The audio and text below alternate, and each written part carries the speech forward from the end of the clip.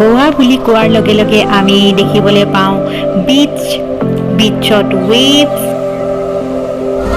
আৰু তাৰ night life and the food and water sports and the nightlife, dance, disco and wine. Hi guys, welcome back to our channel. সকলোকে আন এটি ব্লগলৈ স্বাগতম জনাইছোঁ। আমাৰ মুখত হাঁহি আপোনালোকে দেখিছে, কিহৰ কাৰণে হাঁহিছে জানেনে? আমি আহি পাইছোঁহি গোৱাত। আমি আজি গোৱাৰ ফাৰ্ষ্ট ডে। আপোনালোকক দেখুৱাই থাকিম আমি গোৱাত কি কৰিম and we are very excited. মই আহিছোঁ, ভণ্টি আহিছে আৰু মোৰ বেটা আহিছে, মোৰ হাজবেণ্ড আৰু আমাৰ ভণ্টি জোৱাই মানে মিগম আহিছে। আজি আমি কি কৰিম আপোনালোকক দেখুৱাই থাকিম। আমি ৰাতিপুৱা আহি পালোঁ, ইয়াৰ পৰা আমি যাম বাগা বিচলৈ। ষ্টেচনৰ পৰা 1 ঘণ্টা লাগি গৈছিলে বাগা বিচলৈ, মানে নৰ্থ গোৱালৈ।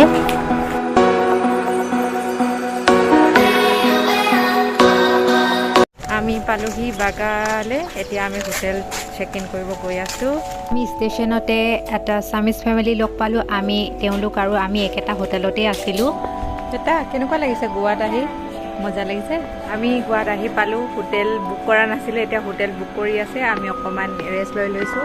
নহাৰ আগতে হোটেল বুক কৰি লৈ আমি বুক নকৰিলোঁ, সেইকাৰণে এতিয়া ৰাস্তাত আমি ৰখি আছোঁ। কিন্তু মোৰ মুখত আপোনালোকে হাঁহি দেখিছে, সেইকাৰণে গম পাইছে চাগে কিমান ফূৰ্তিত লাগি আছে। অলপ আগতে সাগৰ দেখিলোঁ, আপোনালোকক সাগৰখন দেখুৱাম, কেনেকুৱা বিচটো দেখুৱাম, কেনেকুৱা মজা লাগিছে দেখিবলৈ। প্ৰথমবাৰ যেতিয়া মই চাইছোঁ বিচ, মই আৰু ভণ্টি কেনেকুৱা চিঞৰিছোঁ, ৱাও এনেকৈ চিঞৰিছোঁ। আপোনালোকক দেখাই থাকিম মই বিচ। আমি হোটেললৈ গৈ আছোঁ।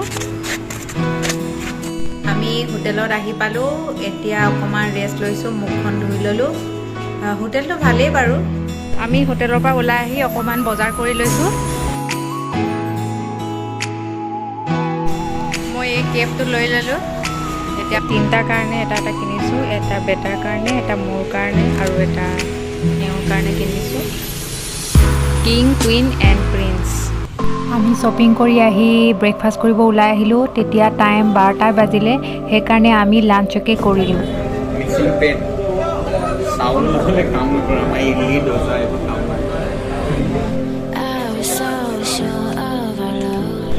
আমি খাই বৈ ওলাই আহিলোঁ। এতিয়া আমি বাগালৈ গৈ আছোঁ। বাগাৰ ওচৰত কেইবাটাও ৱাইন শ্বপ দেখিলোঁ আৰু তাত প্ৰাইচটো বহুত ল'।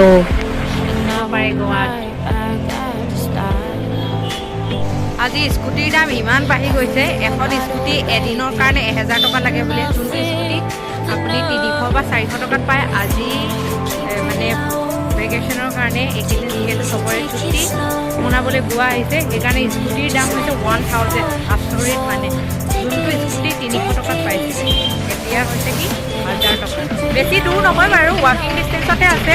মানে মিগমৰ অকণমান ভৰি দুখ পালে, সেইকাৰণে স্কুটিখন ল'ম বুলি ভাবিছিলোঁ, বাট নলওঁ আৰু খোজকাঢ়িয়ে যাম। এইটোৱে হৈছে বাগা বিচ। ইমান দূৰৰ পৰা ফুৰিবলৈ আহিছোঁ আমি। কেনেকুৱা লাগিছে মেডাম? আৰে গৰমটোতো লাগিবই আৰু। বাগা বিচ, আমি আছামৰ পৰা আহিছোঁ, শিৱসাগৰৰ পৰা আহিছোঁ। ইমান লাইফত প্ৰথমবাৰৰ কাৰণে মই সাগৰ দেখিছোঁ। সাগৰটো দেখি যেন ইমান মনটো ভাল লাগি গ'ল।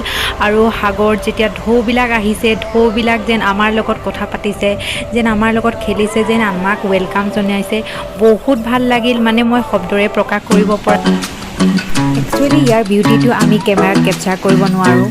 অৰিজিনেলত যেতিয়া চাব ইমান ধুনীয়া লাগে, কিন্তু কেমেৰাত কেপচাৰ কৰিব পৰা নাই। যদিও অলপমান কেপচাৰ কৰি আপোনালোকক দেখুৱাবলৈ বিচাৰিছোঁ, ইমান ধুনীয়া।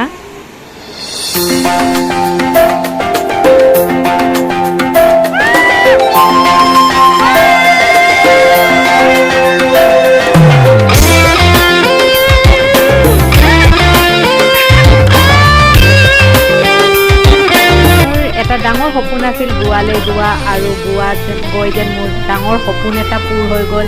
জাষ্ট এইবিলাক এটা চিনেমেটিক ভিডিঅ' নিচিনা লাগিছে, কিন্তু একচুৱেলি তাত গৈ আমি দুটা ইমান এনজয় কৰিলোঁ, মানে শব্দৰে প্ৰকাশ কৰিব নোৱাৰোঁ। লগতে মোৰ ল'ৰা বিচৰ পৰা একেবাৰে নাহে, বিচতে 3-4 ঘণ্টা টাইম পাৰ কৰিলে। এতিয়া আহি একেবাৰে বিচত আছোহি, কিমান যে মজা লাগিছে। মই মানে প্ৰকাশ কৰিব পৰা নাই, মই মানে ক'ব পৰা নাই, ৱৰ্ড লেছ হৈ গৈছে, ইমান ভাল লাগিছে। ল'ৰা দেখিছেনে?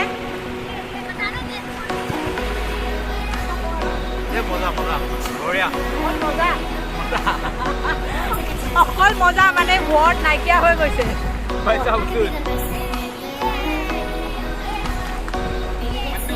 সঁচাকে মানে মই বুজাব নোৱাৰা অনুভৱ কেনেকুৱা লাগিছে, মানে নিজকে একদম মানে মজা আৰু দেই।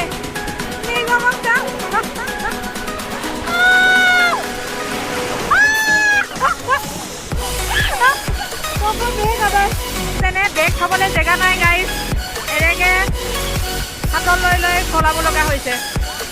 আপোনালোকে আহিলে এনেকে টুপি পিন্ধি আহিব, যাতে আপোনালোকে ছানটোৰ পৰা প্ৰটেক্ট কৰিব পাৰে, আৰু চশমা লৈ আনিব, নহ'লে মানে বহুত দিগদাৰ হৈ যায়। এয়া হৈছে আমাৰ বাইক ভনীয়ে কয় আমাৰ অসমৰ হয়, অসমৰ ফ্ৰেণ্ড আছে, তাহাঁতিও বেংগলৰ থাকে, বেংগলোৰৰ পৰা সিহঁতে ফুৰিবলৈ আহিছে। भैया हाय बोलो, हाय बोलो मेरे ब्लॉग, তোমালোকে হাই কৈ দিয়া। বেটা হাই, এই বেটা গৈ আছোঁ বাগা বিচলৈ, গৈছোঁ। ইয়াত কিমান টাইম আমি এনজয় কৰিব পাৰোঁ ক'ব নোৱাৰোঁ, আমি যাওঁ, সময়ো হৈছে। ইয়াৰ পিছত আমি আৰু এটা বিচ আছে, কালাংগুট বিচ, তো ইয়াৰ পিছত আমি তালৈকে যাম। এতিয়া আমি বাগা বিচ গৈ আছোঁ। তো আমাৰ লগত আছে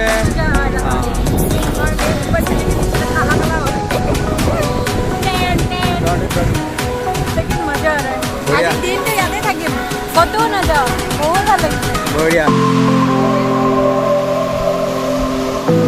আমি একদম মাজলৈ আহি গৈছোঁ, আহি এয়া ৱেব দেখিছে নহয়, একদম খেলি পঠিয়াই দিয়ে। মানে বহুত ভাল লাগিছে আৰু কি ক'ম, ক'বলৈ ভাষাই নাইকিয়া নিচিনা হৈছে।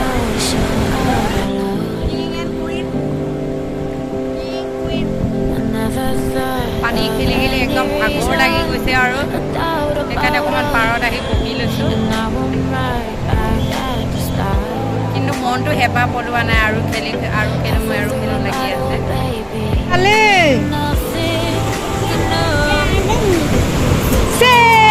এনজয় কৰিছে ফ্ৰেণ্ড চাৰ্কেলৰ লগত, মজা বঢ়িয়া। এয়া হৈছে জেলিফিছ, পানীত দি দিয়কচোন।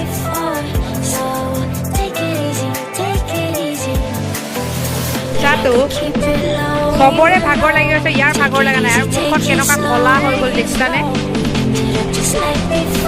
কিমান বগা বগা ল'ৰা ক'লা হৈ গ'লগৈ এতিয়া।